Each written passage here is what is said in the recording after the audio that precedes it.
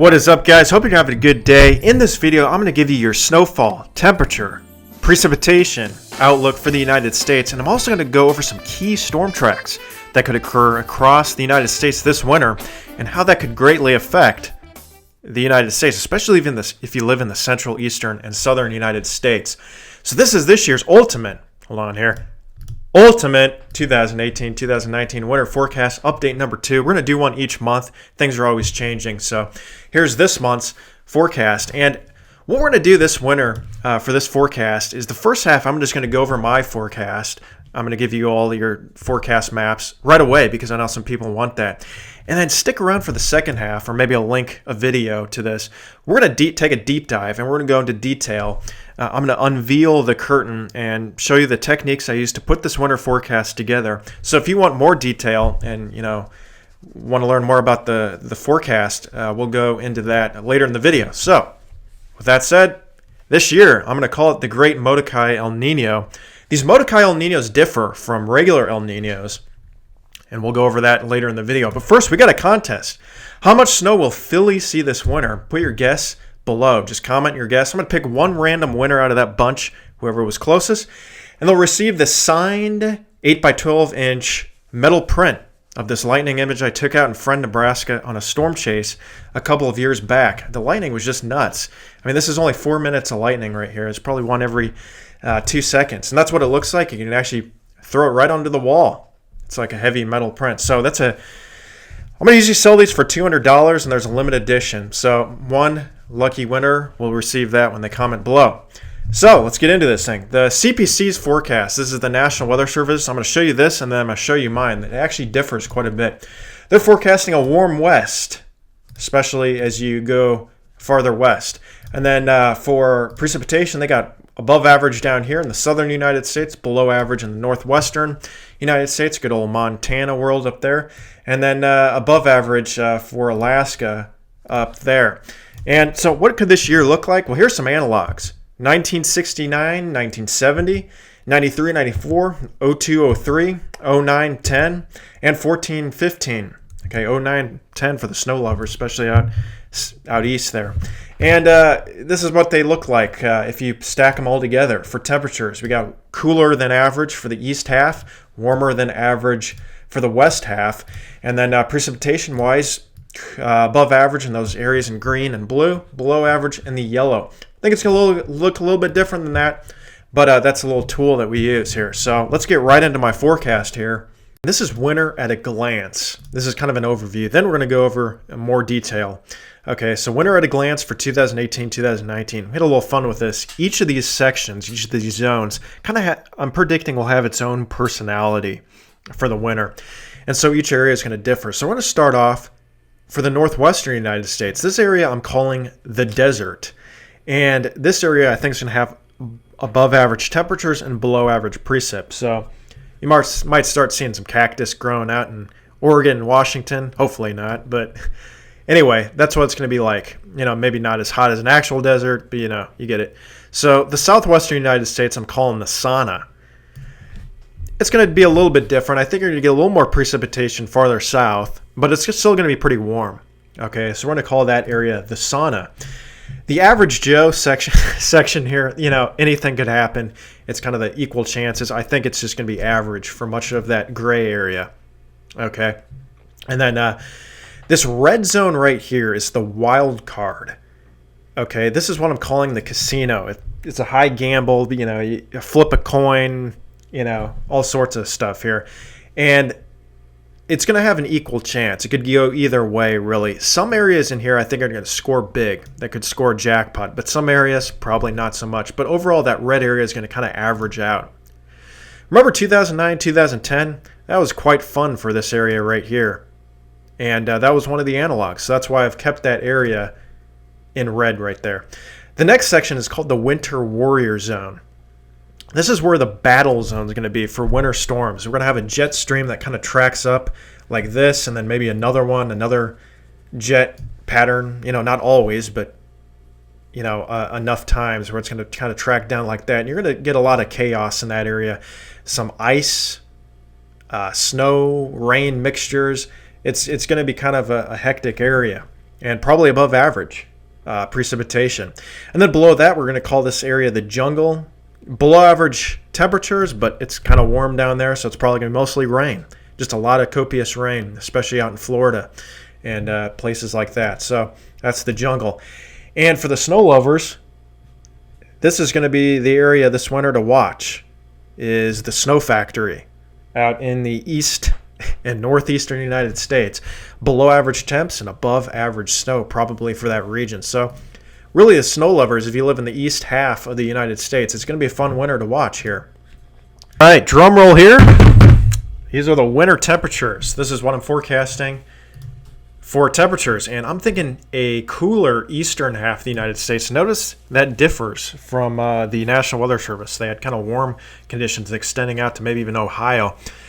I'm thinking cooler than average out there. I think you're going to see a jet kind of track, the subtropical jet kind of track and bounce up into the southern United States, bring some cool and wet conditions, and then I also think you're going to see a jet kind of dive south and up the East Coast for a variety of reasons, and that's probably going to bring some cold shots down there and some storms up the East Coast. So I'm thinking warm or cooler than average temperatures, especially down here for this winter. Average right in between, and then probably some ridging and some warmer temperatures out here in the western half, especially as you make it your way to the coast. So we're going to have kind of a gradient across the United States this winter from cool to warm. So if you want warm conditions, just take a few weeks off, maybe a couple months off of work and head on west, and vice versa. If you like the snow, go out to the East Coast. So that's the temperatures. And again, we'll go into more detail on why this is in the super secret segment coming up in a couple of minutes here. This is the winter precipitation outlook. This is including snow and rain, and I'll show you snow next, but this includes both snow and rain. So the areas in green, just ignore that right there. That's supposed to be above average, okay? And ignore that right there. That's supposed to be below. We had some typo ordeals here. So below average right here for much of the northwestern United States, and above average for much of the southern and eastern United States, kind of extending up the coast, especially in the area in green down here where that jungle could be this winter, especially if you live in the Carolinas, Florida, stuff like that. Above average precipitation. And then the middle is probably going to be a coin toss. I'd say average, but precipitation's so finicky. It's, some areas, you might have a little isolated area that gets a ton more. I mean, shoot, you get one snowstorm to track up here, and you're under a heavy snow band, and maybe that's the only storm you get all winter. Everywhere around it is way below average, and then that snow band, delivers 50 inches, and then you have, people thinking, what the heck? So, I mean, it's a coin toss, really. So that's the precipitation. And then the snowfall. This is taking out the rain. So this is only the snowfall, and so this is, taking into account the temperatures as well. So below average snow out here, out in the west, especially up here as you get towards Oregon and Washington. And then above average in this purple area right here. Now, I would go farther south, but it's just often too warm down there, and it's, just too warm. So, kind of just putting it right there, right through Georgia, Mississippi, Louisiana. But I think that area down there has a better shot than usual at seeing snow. So above average there, especially if you live in the Carolinas, maybe up in the Mid-Atlantic region.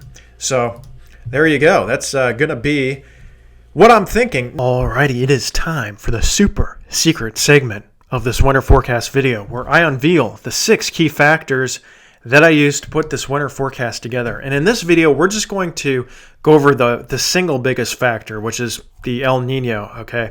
And then I'm going to link you off to a separate video, a detailed winter forecast that goes over those other 6 key factors. The reason I'm doing that is because it's like another 12 minutes or so. We want to keep this short, but nonetheless, you can still see all of this stuff. Now, if you're not interested in this, go ahead and check this video out right here. It's a time-lapse that I put together of the radar of all of 2017 across the United States. You can see storm systems swirl across the United States for the entire year. So go ahead and check that video out. And if not, it's time for the super secret segment. Let's get into this thing. If you like this video so far, go ahead and smash that thumbs up button down below. if you like this video so far. And be sure to subscribe because we got weekly videos. On Mondays, we got State of the Weather Address, where we have weather forecasting breakdowns. You can look into the long range. We look at storm systems that are coming up. Wednesdays, we got Weather Decoded TV, which are weather forecasting tutorials for beginners and intermediate weather enthusiasts. And then Friday, our surprise videos like storm chases, experiments, and all kinds of random things. So every once in a while, I'll release a video on Friday. So now it's time for the analysis of this winter forecast. And the 6 key factors that I used are ENSO, PDO, snowpack, AO, the NAO, and the sunspot cycle. All right. Factor number 1 here is the ENSO. And I tell you what, I'm going to just go over the ENSO here because it's the single biggest factor in this winter forecast. And I'm going to link you off here. It'll pop up here, or look in the description below, or look at the end screen at the end of this video. And you'll see a detailed winter forecast where I go over those other 6 factors. Okay, so you can check that out. I'm going to unveil a lot deeper stuff in those videos, but we're going to keep it simple here, and we're going to just look at the ENSO because this is the biggest factor, really. And then we'll go over the models in a second, and I actually disagree with them quite a bit, and you'll see soon.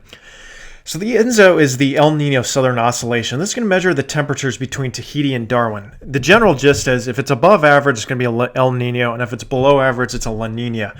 This is the area we want to watch. If this western half warms, it could favor a Molokai El Nino. And again, for an El Nino, you want temperatures above 0.5 degrees for at least 3 months. The green is neutral and the blue is a La Nina. And so what are the models showing right now? Well, this is right now. Here's your 0.5 degree line. This is as about a week ago, actually, but we have just hit that threshold. And if this can continue for a couple of months, the patterns are going to start to change in favor of an El Nino. This is what a typical El Nino looks like. Warm temperatures off the coast of South America. And a Molokai El Nino is a little bit different, where you have warmer temperatures a little bit further west, sometimes cooling on each side. Okay, so that can change the pattern as well. So this is last year, the last winter. It was actually pretty cool out there. And now, as we get towards the latest temperatures here, it's actually warming. So we're going towards a El Nino. What are the models predicting? Well, this is December, January, February, right there. 0.5 degree threshold right there. 75% of those models are forecasting an El Nino. Here's the green average line. And the European computer model has just come in. It's a pretty good model, the Euro monthlies. And it's actually, I think, forecasting something close to 1 degree. So pretty good confidence on an El Nino developing, a weak one, but definitely an El Nino. 60 to 70% chance by the models. Here's the JAMS Tech. I think this is maybe a little warm out here, but we'll see. I think it's going to be a little more like a Molokai, but we'll see. That's the JAMS Tech. So what does a typical El Nino winter pattern look like? Well, your polar jets divert a little bit further to the north, which brings in warmer conditions for the western, northern, central U.S., some ridging out there. The Pacific jet can kind of be a little more active. It bumps up into the southern United States. It's a little more active, cool and wet conditions for the southern United States. However, this year is a weak El Nino, and the polar jet can be a little bit further south. You can get colder shots across the central, southern, and eastern half of the United States for a weak El Nino. And then precipitation-wise, there you go. Above average east, above average southwest, below average in the south central. But there's a problem here. I think it's going to be more like a Molokai El Nino, which is a little bit different. You get a gradient across the United States with colder east and warmer west. And then for precipitation, it's actually a flop from that last map, where we have below average in the southwestern United States and above average in the southern United States. For the precip, I think it's going to be kind of in between this and this right here. I think it's going to be kind of in between those two. So that's a typical pattern for our Molokai El Nino. Now, what do the models say? Well, this is the CFS, and quite frankly, I think I disagree with most of these models, except for the European monthlies that just came out. Except the troughing out here and the ridging out here looks pretty good for the CFS on the 500 height anomalies. I think that looks pretty good. However, I think the CFS is completely out to lunch on the temperatures. I think it's just in a drunken stupor here. Because quite frankly, it has warm temperatures across the entire United States, and I think there's a huge bias here. I think it's going to be warm for the east half and then cool for the warm for the west half and cool for the east half. And then precipitation-wise, this doesn't look so good either. But this is December, January, February. Looks maybe a little bit better for February, more accurate, but more precipitation probably for the East Coast.